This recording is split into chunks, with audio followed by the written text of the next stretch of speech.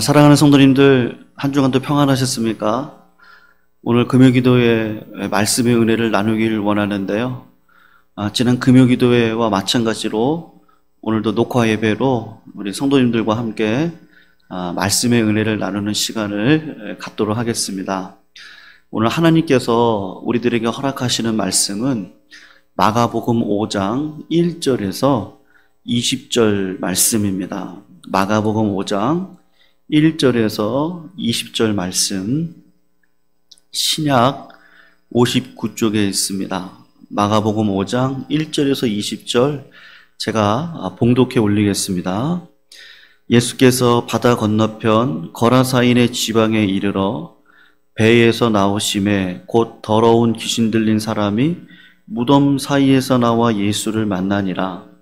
그 사람은 무덤 사이에 거처하는데 이제는 아무도 그를 쇠사슬로도 맬 수 없게 되었으니 이는 여러 번 고랑과 쇠사슬에 매였어도 쇠사슬을 끊고 고랑을 깨뜨렸음이러라. 그리하여 아무도 그를 제어할 힘이 없는지라. 5절입니다. 밤낮 무덤 사이에서나 산에서나 늘 소리 지르며 돌로 자기의 몸을 해치고 있었더라. 그가 멀리서 예수를 보고 달려와 절하며 큰 소리로 부르짖어 이르되 지극히 높으신 하나님의 아들 예수여, 나와 당신이 무슨 상관이 있나이까? 원하건대 하나님 앞에 맹세하고 나를 괴롭히지 마옵소서 하니, 이는 예수께서 이미 그에게 이르시기를 더러운 귀신아 그 사람에게서 나오라 하셨음이라. 이에 물으시되 내 이름이 무엇이냐? 이르되 내 이름은 군대니 우리가 많음이니이다 하고 자기를 그 지방에서 내보내지 마시기를 간구하더니 11절입니다. 마침 거기 돼지의 큰 떼가 산 곁에서 먹고 있는지라. 이에 간구하여 이르되 우리를 돼지에게로 보내어 들어가게 하소서 하니, 허락하신데 더러운 귀신들이 나와서 돼지에게로 들어가매 거의 2,000마리 되는 떼가 바다를 향하여 비탈로 내리달아 바다에서 몰살하거늘 치던 자들이 도망하여 읍내와 여러 마을에 말하니, 사람들이 어떻게 되었는지를 보러 와서 예수께 이르러 그 귀신 들렸던 자 곧 군대 귀신 집혔던 자가 옷을 입고 정신이 온전하여 앉은 것을 보고 두려워하더라. 16절입니다. 이에 귀신 들렸던 자가 당한 것과 돼지의 일을 본 자들이 그들에게 알림에 그들이 예수께 그 지방에서 떠나시기를 간구하더라. 예수께서 배에 오르실 때에 귀신 들렸던 사람이 함께 있기를 간구하였으나 허락하지 아니하시고 그에게 이르시되 집으로 돌아가 주께서 내게 어떻게 큰 일을 행하사 너를 불쌍히 여기신 것을 내 가족에게 알리라 하시니, 그가 가서 예수께서 자기에게 어떻게 큰 일을 행하셨는지를 대가볼리에 전파하니 모든 사람이 놀랍게 여기더라. 아멘. 사랑하는 성도님들, 오늘 금요기도에 광인을 고치시는 예수님이라는 제목으로 같이 말씀의 은혜를 나누도록 하겠습니다. 여러분, 광인이라고 하면 어떤 뜻인지 아시죠? 미친 사람이라는 이야기인데, 마가복음 4장을 가면요, 마가가 이렇게 예수 그리스도의 사건을 배열을 하는데 의도적이죠. 4장은 이 광풍에 대한 이야기가 나옵니다. 예수님께서 엄청난 광풍을 우리가 며칠 전에도 경험하지 않았습니까? 바비라고 하는 엄청난 이 태풍의 이 바람의 힘을 우리가 경험을 했는데 아마 그것보다 훨씬 더 강했겠죠. 갈릴리 바닷가에서 경험한 이 광풍을 우리 주님이 잠잠케 하시고 제자들에게 믿음 없음을 질책을 하셨습니다. 그리고 5장으로 넘어가면 광풍이 아니라 광인이 등장을 합니다. 미친 사람이죠. 광인이라고 이야기를 할 때 기독교적인 용어로 귀신 들린 사람이다 그렇게 이야기할 수 있는데, 한마디로 무슨 말입니까? 극단적인 행동을 보이는 사람을 이 광인이다라고 할 수가 있는 것이죠. 그런데 더 중요한 게 무엇이죠? 이것을 단순하게 이분법적으로요, 나는 정상이고 저 사람은 귀신 들린 사람이다, 그렇게 이야기를 하면 오늘 본문 말씀이 우리에게 주는 큰 의미가 그렇게 없을 거라고 생각을 합니다. 왜냐하면 성도님들, 이런 광인의식이요, 우리 사회를 살아가는 보편적인 현상이다 라고 이야기를 할 수 있기 때문에 그렇습니다. 마귀의 힘에 의해서 우리가 시험을 당하기도 하고 끌려당하기도 하는 것이죠. 그리고 우리가 바로 그런 사람일 수 있다는 거 성도님들 꼭 기억하시기를 주님의 이름으로 축원을 합니다. 우리 주변에 있는 사람들을 한번 보십시오. 자기 힘이 아닌 또 다른 힘에 의해서 이끌려가죠. 나도 그렇습니다. 우리 자신도 그런 것이죠. 많은 사람들이 스트레스를 받고 노이로제에 빠져 있습니다. 우리가 서로 얼굴을 쳐다보면 멀쩡한 것 같아요.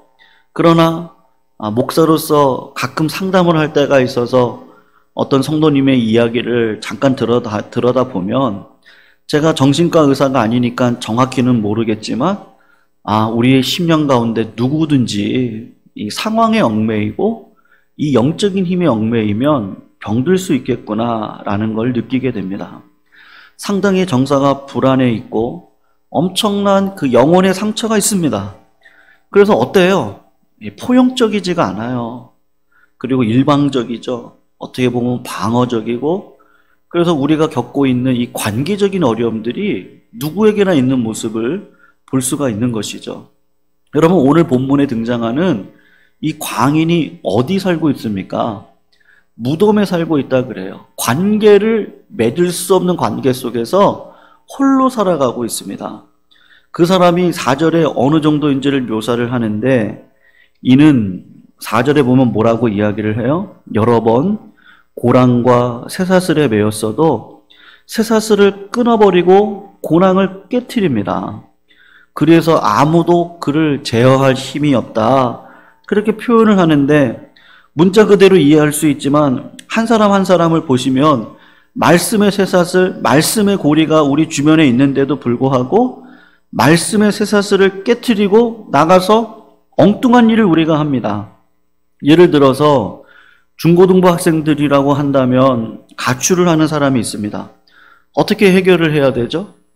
우리가 술을 좋아하시는 분들이 있습니다. 여전히 술에 얽매여 있는 분들이 계시는데, 술은 어떻습니까? 처음에 내가 술을 먹지만 술이 술을 먹고, 그리고 술이 사람을 먹습니다. 이 술의 힘에 의해서 이끌려간다. 그러다가 완전히 알코올 중독에 빠지는 거 아시죠? 그리고 특별히 옛날에는 비교적 여자들이 자유롭다고 이야기했던 이 담배 피는 거, 남자들이 오히려 지금은 잘 더 끊는다고 그러잖아요. 그거 못 끊어가지고 제가 청년부 사역을 할 때 이 담배 힘이 얼마나 큰지 그거 힘들어하는 청년들도 보았고, 또 마약에 빠진 우리 형제 자매들이 있습니다. 그것뿐만이겠습니까? 뭐 게임이라든지 요새는 이 유튜브 동영상, 이 동영상에 빠져서 헤어나오지를 못하죠. 전부 다 자기 힘에 의해서 끌려가는 것이 아니라 어떤 영적인 의미에서 끌려가는데 다 특징이 뭐예요? 결과적으로는 자기 학대적이고 자기 파괴적입니다. 그런데 그 학대적이고 파괴적인 걸 다 알죠. 담배를 끊기 위해서 담배를 피우면 폐가 어떻게 상한다는 사진을 보여주는데 그게 효과적이겠습니까?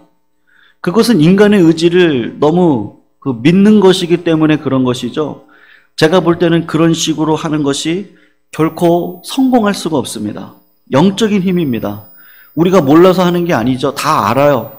우리가 망한다는 것도 알고, 내가 파괴된다는 것도 알고, 내가 설 수 없다는 것도 압니다. 술, 담배가 그렇습니다. 인간의 쾌락도 마찬가지입니다. 이렇게 죄악 가운데 살아가면 내가 망한다는 것도 다 알아요.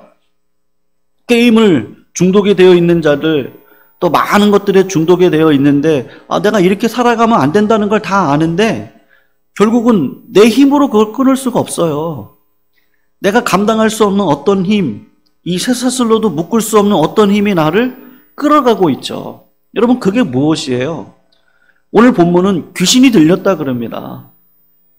이 귀신이라는 게 뭐죠? 영적인 힘이죠.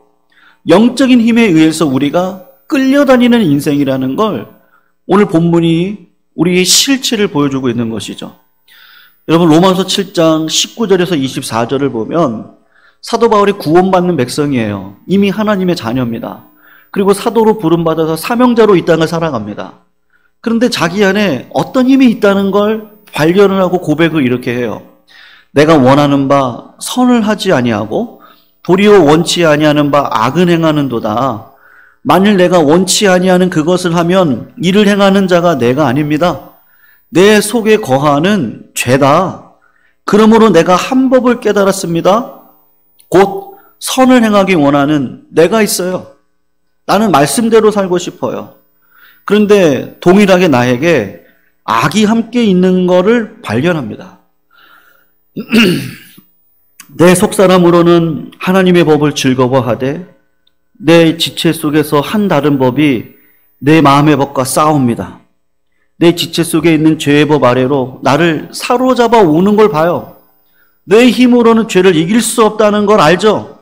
그래서 오호라 나는 곤고한 사람이로다.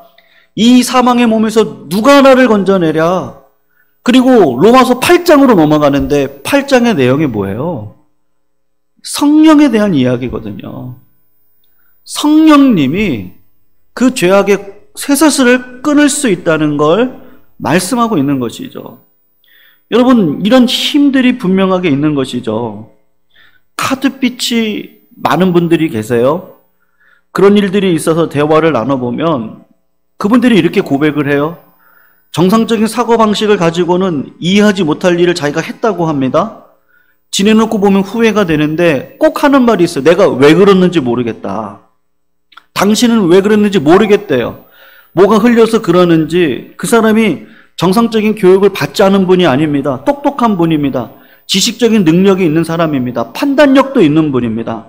그런데 자기가 하는 행동을 보면요, 제정신이 아닙니다. 광일인 것이죠. 그런 것이 우리의 모습인 것이죠. 다 압니다. 기도해야 된다는 것도 알아요. 그런데 실제적으로 보면 우리의 실제 삶에 성도님들 이런 광인의 의식으로 살아가고 있지 않습니까? 왜 그렇습니까? 악한 마귀가요, 우리를 얽어매고 있기 때문에 그렇습니다.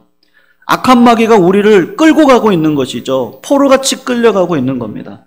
그 모습이 내 자신의 모습일 수 있고 우리 주변의 모습일 수 있습니다. 여러분, 그러면 해결 방법이 무엇이겠습니까? 결국은 빛 대신 예수 그리스도 앞에 나아가시기를요, 주님의 이름으로 축원합니다. 우리가 예수님 만나야 되는 것이죠. 예수님 만나십시오. 빛 대신 예수 그리스도 앞에 날마다 나아가야 됩니다. 우리가 꼭 알아야 될 것이 무엇이죠? 아무리 폐가 상한다고 할지라도 사진 찍어서 이게 얼마나 비참한 인생인지 설득을 하고 논리로 이기려고 그러고, 그런 것도 물론 필요하겠지만 근본적으로 영적인 문제니까 예수님을 만나면 이 모든 문제가 해결될 수 있는 것이죠. 여러분, 제가 섬겼던 교회 성도님 한 분이 우울증을 앓으셨던 적이 있었습니다. 우울증의 특징이 무엇이냐 하면요, 내 자신을 못 봐요. 내 자신을 탓하지 않습니다. 내 자신의 그 어리석음, 내 자신의 그 죄악을 못 봅니다. 그리고 꼭 남의 탓을 합니다. 노모를 모시고 사는 게 힘들다 그러고, 남편이 많은 일을 도와주는 건 아니지만 남편 때문에 내가 이런 삶을 살아간다 그러고, 자녀 하나가 있는데 몸이 성치 않아요. 그러니까 아들 때문에 내가 이렇게 되었다. 그래서 늘 그 우울증에서 벗어나지를 못합니다. 그런데 참 신기해요. 기도를 같이 하고 예배를 드리고, 그리고 그 10년 가운데 예수 그리스도가 나를 얼마나 사랑하는지를 확인을 했는데 딱 그때 일어나시더라고요. 도무지 약을 먹을 힘도 없고 일어날 힘도 없으셨던 분이신데 너무나도 신기하게 예수님이 그분을 만나주시니까 그냥 일어서시더라는 거예요. 여러분, 우리도 마찬가지죠. 우리 안에 있는 끊을 수 없는 문제들이 우리에게 있습니다. 근데 그걸 끊을 수 있는 방법이 뭐예요? 예수님밖에 없는 것이죠. 파도와 광풍을 잠재우신 예수님께서 오늘 본문을 보니까 강인의 모습도 잠재우시고 마귀의 능력을 다 물리치시고 승리하시는 모습을 볼 수 있는데, 여러분, 주님께서 왜 이 땅에 오셨습니까? 인자가 온 것은 섬김을 받으러 온 것이 아니라 섬기러 왔습니다. 또 뭐라고 말씀하시죠? 잃어버린 자를 찾아 구원하려 함이니, 삭개오를 바라보면서 예수님께서 말씀하시기를, 인자가 온 것은요, 잃어버린 자를 찾기 위하여, 구원하기 위하여이라고 말씀하시는 거예요. 그러니까 주님은 언제든지 우리의 문을 두드리고 계시는 것이죠. 그 두드림에 우리가 반응을 하셔야 됩니다. 여러분, 마찬가지죠. 정상적인 사람들, 우리가 그렇게 생각할 수 있겠지만 우리도 사회에서, 가정에서, 교회에서 여러 가지 어려움들을 당하고 악한 마귀에 끌려가는, 그것이 내 모습일 수 있고 우리 주변의 모습일 수 있는데, 여러분, 그 죄의 사사슬을 끊을 수 있는 것은 예수 그리스도밖에 없습니다. 그러므로 우리 교회가 해야 될 일이 뭐예요? 이 힘들고 어려운 상황 속에서 예수 그리스도의 삶을 살아가야 되는 것이고, 그 주님을 증거하는 일일 것입니다. 여러분, 예수님 만나면요, 누구든지 변화되어질 수 있습니다. 그 주님을 증거하시는 믿음의 종들이 다 되시기를 주님의 이름으로 축원을 합니다. 여러분, 어쨌든지 말씀 안에 거하셔야 되는 것이죠. 제가 이런 생각을 해봤는데, 우리가 어릴 적에 가출을 해보신 분들도 계시고 그렇지 아니하신 분들도 계시겠지만, 어쨌든지 어린 시절에 가출을 하는 이유가 뭐죠? 자유를 찾아서죠. 얽매였던 거, 부모님의 어떤 권위 아래 있는 거, 그것을 다 벗어 던지고 자유를 찾아서 떠나지 않습니까? 여러분, 자유를 얻기 위해서 교회를 떠나기도 하고, 자유를 얻기 위해서 가정을 떠나기도 하고, 결국은 권위를 떠나버립니다. 여러분, 권위를 떠나면요, 자유를 얻습니까? 오히려 더한 쇠사슬에 매여서 고통스러워하는 모습을 보게 되는 것이죠. 요새는 인터넷이 참 많이 발달되어져서 자기의 소리를, 요새는 뭐 1인 방송 시대라 그러잖아요. 우리 교회도 유튜브 채널을 개설을 하고 이렇게 말씀 증거하는 사역을 하고 있는데, 누구든지 자기 소리를 낼 수 있습니다. 그래서 참 좋은 면도 있는데, 나쁜 점은 아마도 권위에 대한 순종이 사라지지 않을까라는 생각을 하게 됩니다. 여러분, 기차가 가장 자유로울 때는요, 언제예요? 철로 위를 다닐 때죠. 철로는 우리를 제한시키는 것처럼 보입니다. 그런데 우리에게 참된 자유를 주는 것이죠. 철로를 벗어나면요, 우리는 탈선하는 겁니다. 탈선을 하게 되면 자유를 주는 게 아니라 무너지게 되는 것이죠. 하나님께서 이 땅에서 가장 안전하게 우리 성도님들의 삶을 가장 형통한 삶으로 이끌기 위해서 주시는 철로가 있는데, 그 철로가 뭡니까? 말씀이라고 하는 철로입니다. 성도님들, 말씀 위의 철로를 달리시기를 주님의 이름으로 축원합니다. 사무엘 상하나 열왕기 상하를 보면 역대의 그 왕들이 다 등장을 하게 되는데, 여러분, 성경에서 얘기하는 그 왕이 되라는 그 의미가 무엇이죠? 말씀을 떠나지 말라는 거 아닙니까? 이스라엘 백성들에게 왕이 해야 될 역할이 무엇이라는 것이죠? 말씀의 철로를 놓고 이스라엘 백성들을 그 위에 달리게 하라는 것, 그게 왕의 사명이라는 겁니다. 우리식으로 이야기를 하면요, 우리 성도님들이 해야 될 사명이 무엇인 것이죠? 말씀의 철로 위를 달리게 만드는 그런 우리 성도들이 되라는 것이죠. 그러면 우리가 진정한 승리와 자유를 누리면서 걸어갈 수 있다는 것을 말씀하고 있습니다.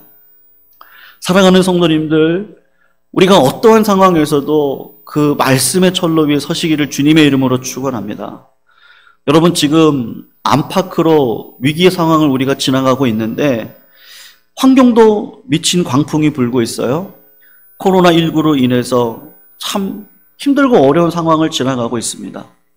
그러나 우리가 환경에 초점을 맞출 것이 아니라 한번 이렇게 힘들고 어려울 때 우리 성도님들에게 연락하세요. 그리고 그들에게 한번 안부를 물어보십시오. 옆에 있는 분들을 보세요. 마귀적인 요소들, 이 광인의 의식을 살아가고 있는 요소들이 많습니다. 우리 교회 안에도 마찬가지죠. 여전히 그런 의식들이 우리 가운데 있습니다. 그런데 말씀의 철로를 우리가 달릴 때 그 모든 것들, 광풍, 광인의 의식들 다 잠재울 수 있는 줄로 믿습니다. 예수님 만나야 되는 것이죠. 우리 교회의 주인도 예수님입니다. 우리 가정의 주인도 예수님이세요. 내 삶의 주인도 예수님입니다. 그러니까 더 힘들고 어려울수록요, 미친 바람이 불수록, 그리고 어려운 환경 속에서 우리가 더욱더 주님의 이름을 부르고 나아갈 때 하나님께서 이 모든 환경을 이기고 승리할 수 있는 삶을 저희들에게 허락해 주시는 것입니다. 여러분, 힘들고 어려운 이 상황 속에서 주님 말씀으로 찾아오셨잖아요. 태초에 말씀이 계시니라. 그 말씀이 하나님과 함께 하셨으니 그 말씀이 곧 하나님이다. 요한복음 1장 1절에서 하고자 하는 그 말씀이 누구라는 겁니까? 예수님이라는 것이죠. 나는 길이요 진리요 생명이니 나로 말미암지 않고는 아버지께 나아갈 자가 없다. 내가 만나다. 내가 포도나무다. 포도나무와 가지가 늘 붙어 있어야 된다. 말씀의 철로를 달리라고 주님께서 오늘도 우리들에게 말씀하고 계시는 줄로 믿습니다. 여러분, 오늘 본문을 보면 이 모든 일을 요약하면서 귀신을 나가게 해달라고 했더니 그 귀신이 어디로 나갑니까? 돼지에게로 나가지 않습니까? 그럴 때 많은 사람들이 어떻게 하죠? 화를 내죠. 화가 난 이유가 뭐죠? 간단히 이야기를 하면 돼지 한 마리당 10만 원씩 잡으면 200마리가 몰살을 했으니까 한 2억쯤 되는 돈이잖아요. 결코 적은 액수가 아닙니다. 2,000마리가 죽었습니다. 이 부분에 대해서 어떤 주석학자가 이렇게 이야기를 하더라고요. 예수님께서 이렇게 하신 이유가 무엇이냐? 예수님께서 귀신을 내쫓으시면서 돼지 2,000마리를 몰살시킨 이유가 무엇이냐? 당시의 사회를 심판하신 거다. 그렇게 해석을 합니다. 여러분, 어려움 당하고 있는, 고통당하고 있는 영혼에게는 관심이 없는 사회를 심판하신 것이다. 의미가 있다고 생각을 합니다. 잃어버린 영혼에 대한 관심이 없고 재산에 대한 관심이요, 밤낮 물질에 대한 관심, 교회 짓는 거에 대한 관심, 땅을 사는 거에 대한 관심, 영혼에 대한 관심이 없다면 하나님께서 지금 우리들에게 하시고자 하시는 그 말씀의 메시지가 무엇이겠습니까? 1차적으로는 영혼에게 관심이 있어야 되는 것이겠죠. 우리가 하나님 앞에 그런 마음을 갖지 않으니까 여러분, 개인적으로 코로나19가 왜 이 땅 가운데 임해서 우리 한국교회가 예배를 드리는 것에 대한 어려움이 있습니까? 저는 1차적으로 교회를 향한 하나님의 각성에 대한 메시지라고 확신합니다. 코로나19가 누구 때문에 온 거죠? 하나님께서 허락하신 거잖아요. 하나님은 누구에게 관심이 있으세요? 하나님의 자녀에게 관심이 있습니다. 그러니까 이 코로나19는요, 믿지 않는 자들에게 하시는 메시지가 아니에요. 1차적으로는 믿는 자들에게 향한 메시지일 겁니다. 근데 이 메시지를 곰곰이 묵상을 해보면 교회가 그 사명을 감당했나? 영혼을 사랑해야 되는 그 마음을 감당을 했나? 영혼을 살리는 사역을 감당을 했나? 했을 때 우리가 그 사명을 감당하지 않았기 때문에요. 한국교회가 80년, 90년을 거쳐가면서 힘쏟았던 게 뭐죠? 교회 성장 아니었습니까? 교회의 본질, 빛과 소금의 역할을 감당해야 되는 삶의 열매, 성령의 열매죠. 사랑해야 되고 희락이 있어야 됩니다. 오래 참음과 절제가 있어야 되는 것이죠. 피스메이커 역할을 감당해야 되는데 성장을 위해서 예배에 열심히 모이기는 했는데 우리들의 삶에 그런 열매가 없기 때문에 하나님께서 코로나19로 예레미야에게 말씀하신 것처럼 그 문 닫아라. 그 성전문 닫아라. 그렇게 말씀하고 계시는 거 아니겠습니까? 사랑하는 성도님들, 어쩌면 제가 광인이죠. 우리 한국교회가 이 광인의 의식을 가지고 무기력하게 살아가고 있는지도 모르겠습니다. 이런 의식을 우리 주님이 깨트리시려고 돼지 2,000마리를요 몰사시키셨던 것처럼 우리들의 이런 어려운 환경 가운데 하나님께서 우리들에게 원하시는 것은요, 하나님께 돌아가라. 여호와를 힘써 알아라. 그분을 두려워해라. 그분을 경외해라. 지혜의 근본이 이에서 난다. 하늘의 지혜를 누가 소유할 수 있습니까? 삶의 형태를 누가 바꿀 수 있습니까? 성령이 충만한 자가 말씀의 열매를 맺고 이 땅을 살아갈 수 있는 거 아니겠습니까? 오늘도 주님이 광풍과 광인의 삶을 통하여서 저희들에게 하시는 이 은혜의 말씀을 우리가 기억하시고 이 땅 가운데 환경 속에서 원망을 하거나 낙심의 자리에 서는 것이 아니라 온전히 주님 바라보시기를 주님의 이름으로 축원합니다. 빛 대신 예수 그리스도 앞에 나아가면요, 여러분 제가 몇 번 말씀드렸는데 내 안에 있는 어둠을 반드시 발견하게 됩니다. 바리새인들을 그렇게 주님이 책망을 하셨는데요, 그들은요, 그들의 특징이 뭐예요? 자기네들은 복받았다는 거 아닙니까? 이미 우리는 하나님의 자녀예요. 우리는 세리하고 창녀 같지 않다는 거예요. 그러니까 예수님이 오셔서 그들을 책망을 하시죠. 빛 대신 예수 그리스도가 왔는데 내 안에 있는 어둠을 못 봐요. 근데 오히려 누가 어둠을 봐요? 세리나 창녀와 같은 자들이 내 안에 있는 그런 광인의 의식을 보고 주님께로 옵니다. 그런 자들이 주님 앞에서 살아나는 것이죠. 성도님들, 우리가 광인이라는 사실을 알고 내 자신이 광인이구나, 내가 광풍과 같은 삶 속에 있구나, 이때도 필요한 건 주님이구나, 주님을 만나야겠구나, 더욱더 기도하시고요, 주님을 만나기 위해서 말씀을 같이 가까이 더 하시고 주님의 은혜를 구하는 자리에 날마다 서시기를요 주님의 이름으로 축원하고 부탁드립니다. 사랑하는 성도님들, 이 힘들고 어려운 시절을 걸어가시는 우리 성도님들, 육신의 연약한 가운데서 하나님 앞에 신음하고 계시는 성도님들, 지정적인 어려움 속에서 어찌할 줄 몰라서 하나님 앞에 길을 구하고 계시는 성도님들, 또 우리 자녀들의 앞날을 위해서 기도하시는 우리 성도님들, 또 미래를 향해 전진해 나가길 원하지만 막막한 현실 속에서 어떻게 할 줄 모르는 우리 젊은이들, 하나님께서 반드시 피할 길을 허락해 주실 줄로 믿습니다.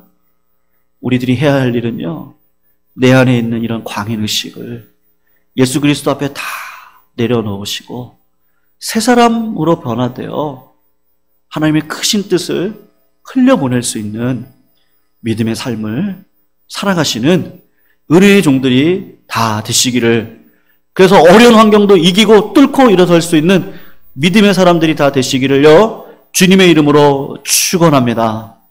우리 이 시간 다 같이 한번 말씀 붙들고 기도할 때, 하나님, 내 안에 있는 이런 광인의 의식을 예수 그리스도 앞에서 발견하게 해주시고 하나님의 은혜의 뜻을 쫓아서 성령의 열매를 맺으며 살아갈 수 있는 믿음의 삶이 되게 해달라고 이 시간 함께 기도하길 원합니다. 광풍과 같은 아버지 코로나19로 이런 어려움의 상황 속에서 비대면 예배를 올려드려야 되고 진정한 예배를 올려드릴 수 없는 이 현실 앞에 하나님께서 하시고자 하시는 그 메시지를 바로 알고 회개와 은혜의 자리에 설 수 있는 이 나라 이 민족, 우리 한국교회가 될 수 있도록 인도해 달라고 같이 한번 1분만 함께 기도하시고 제가 기도하고 마치도록 하겠습니다. 사랑하는 하나님, 감사합니다. 하나님, 오늘도 귀하고 복된 말씀을 저희들에게 허락해 주시니 감사합니다. 광풍을 잠잠케 하시는 예수님, 제자들의 믿음 없음을 아버지 하나님 책망하셨던 우리 주 예수 그리스도, 그리고 광인을 만나셔서 무덤 속에서 홀로 지낼 수밖에 없는 어리석은 자 나를 불러주셔서 하나님의 사명자로 허락해 주신 그 예수 그리스도 앞에 오늘도 감사와 찬양을 올려드립니다.